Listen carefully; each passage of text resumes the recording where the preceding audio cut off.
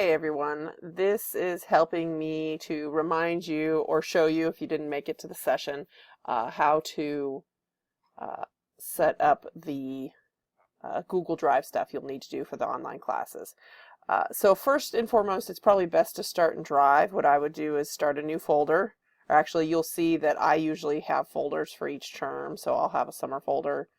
And then, actually I know what I'm doing, so I'm going to start a ENGL 102 summer 2017.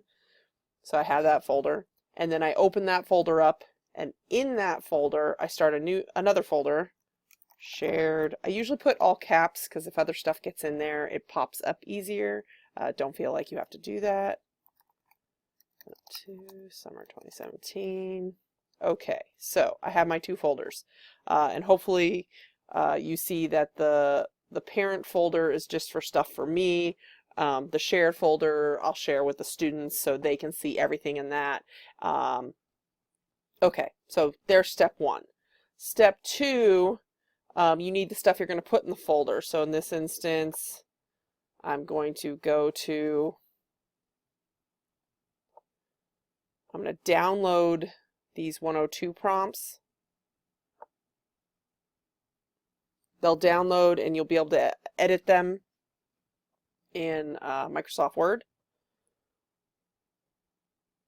And then what I'm going to do, I'm going to pretend I have edited them, or I might be wanting to edit them up here in Google Docs. So I'm going to upload them back up into Google Docs. So what I've done here is I have made sure that I just realized I forgot to do one step. Okay, I'll share that at the end. I've made sure that I've got my own set of these. This particular set here, if you were to link to these, we all would be linking to the same set of docs, and that would mean not just my students, but a bunch of other people's students. So you want to make sure you have your own set. One way I do that now, notice these are now in Word docs, so I have to open them all up as Google Docs before I can edit them and before students can edit on them. But what I do, I want to get a few of these open, is I usually name the document based on the semester too. So at this point, I'm going to come up here and do something like add some summer 17. And that just clarifies. That starts to distinguish it from other terms. Okay, so I have these documents, and notice I put the documents in my parent folder, and the reason is you want to keep a clean set in your parent folder, but then you'll want to make a copy. Where is it? There we go. Make a copy. So now what you see is there's 3 copies of Project 1. There's a copy that's a Microsoft Word document. I don't need that anymore. That just happened because I downloaded and re-uploaded. There's a copy that says Project number 1, and I pretend I've gone in and I've edited that so it's exactly what I want it to say. And then there's one that says Copy of Project number 1. I'm going to take the one that says Project number 1 and drop it in Shared. And that now means that my students will have that.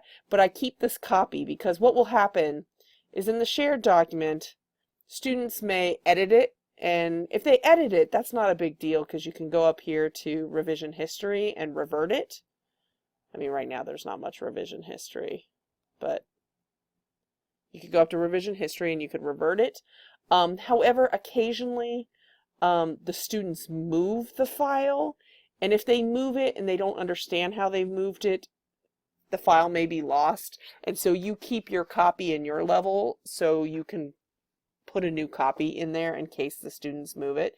It occasionally happens, and it's a lesson that it's good for the students to learn that they've accidentally done that. But okay, so one, I've got you. You make the folders, you get your copies. You'll want to bring your syllabus up here and do the exact same thing. So before the term starts, you should have 4 prompts and a syllabus, and out here on this level, they're probably all your copies, and then you have another 4 set in here. And again, don't do that until they're perfect. Now, this shared folder, though, you want to connect it to your D2L shell. So one, make sure you're